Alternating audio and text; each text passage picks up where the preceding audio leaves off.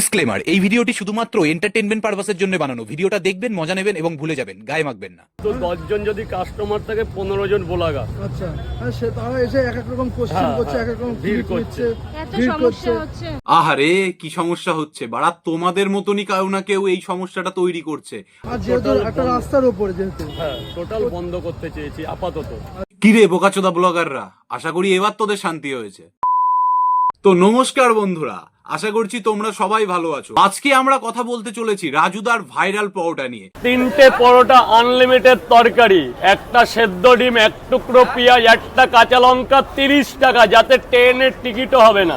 না, আজকে আমরা রাজুদার পরোটা রিভিউ করব না, আজকে আমরা রিভিউ করব এমন কিছু ফুড ব্লগারদেরকে নিয়ে যাদের জন্য রাজুদার পরোটা বেচা বন্ধ হয়ে যাওয়ার পথে। বলেন কি? তো আর বেশি না বকে ভাট, সুইট হার্ট, লেটস স্টার্ট। কি ওটা?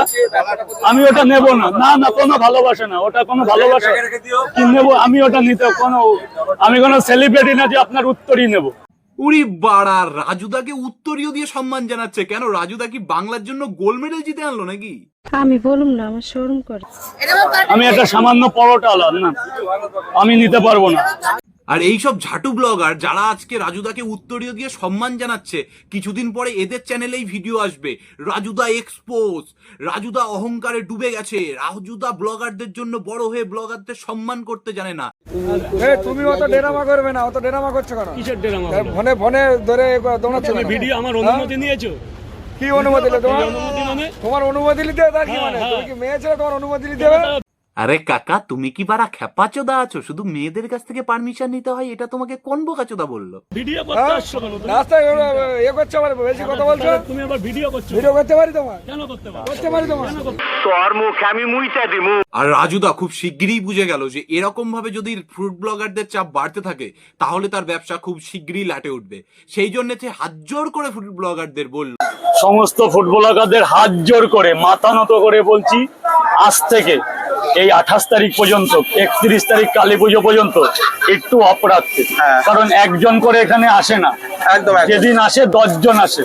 যেহেতু আমার ব্যবসার জায়গাটাও তো ঠিক রাখতে হবে। সঠিক বলেছেন, আপনার বুদ্ধি ভালো। কিন্তু তারপর থেকেই তো শুরু হলো রাজুদাকে এক্সপোজ করার টেকনিক। লাজুদা আমার সাথে এটা করবে আমি আশা করি।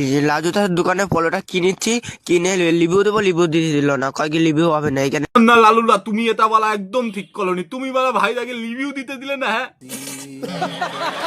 বোকাচোদা, ওখানে তোমার বাবার বিয়ে চলছে যে ওখানে তুমি ফ্রুট রিভিউ মারাতে গেছো? তোমাকে কে ডেকেছে ওখানে ফ্রুট রিভিউ করার জন্য? তারপর রাজুদা পরিস্থিতি সামলানোর জন্য ফ্রুট ব্লগারদের কাছে অনুরোধ করে যে আমি 9টার পর তোমাদের সবাইকে আলাদাভাবে সময় দেবো, কিন্তু তারপরে গুলোকে দাঁড়াতে দাও। আমি কিন্তু মোবাইলে বলে দিয়েছি আমি টাইম দেবো 9টার পরে। দাদা, এগুলো কিন্তু ভুল হচ্ছে, আমি কিন্তু জানিয়ে দিয়েছি 9টার পর টাইম দেবো। কিন্তু তারপরই তো শুরু হয় আসল খেলা, শুরু হয় ফুড ব্লগারদের উৎপাত। কি হবে করেও দাদা? তোমার ব্যবসা আরে যাও না, ওনার ব্যবসা উনিই করছে, তুমি জোর জবরদস্তি ওনার গাড়ির ভিতর ক্যামেরা ঢোকাচ্ছ বোকাচোদা। আমাকে আমার মতো ব্যস্ত যাও না দাদা, তোমরা তো খাবে না, যাও না, এটা ঘোরাও না। প্রবলেম হচ্ছে। হ্যাঁ হ্যাঁ, আমার বারণ আছে, এটা তোমার দিকে দিচ্ছি। কিন্তু রাজুদা যখন হাজার চেষ্টা করার পরও পরিস্থিতি কন্ট্রোল করতে পারলো না, তখন তিনি সাহায্য নিল লোকাল কিছু ছেলেদের। এরা আমাকে প্রচন্ড ডিস্টার্ব করছে, একটু বলো না।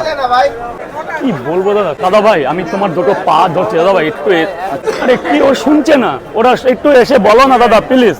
বোকাচোদা ফ্রুট ব্লগার, তোদের লজ্জাও নেই? একটা মানুষ যে নিজের পরোটা বিক্রি করে নিজের সংসার চালায়, সেই মানুষটা তোদের জন্য লোকের কাছে হাত জোড় করছে, তোদের পায়ে পড়ছে, তাও তোদের লজ্জা হচ্ছে না? তোরা তাদের পিছনে পড়েই আছিস।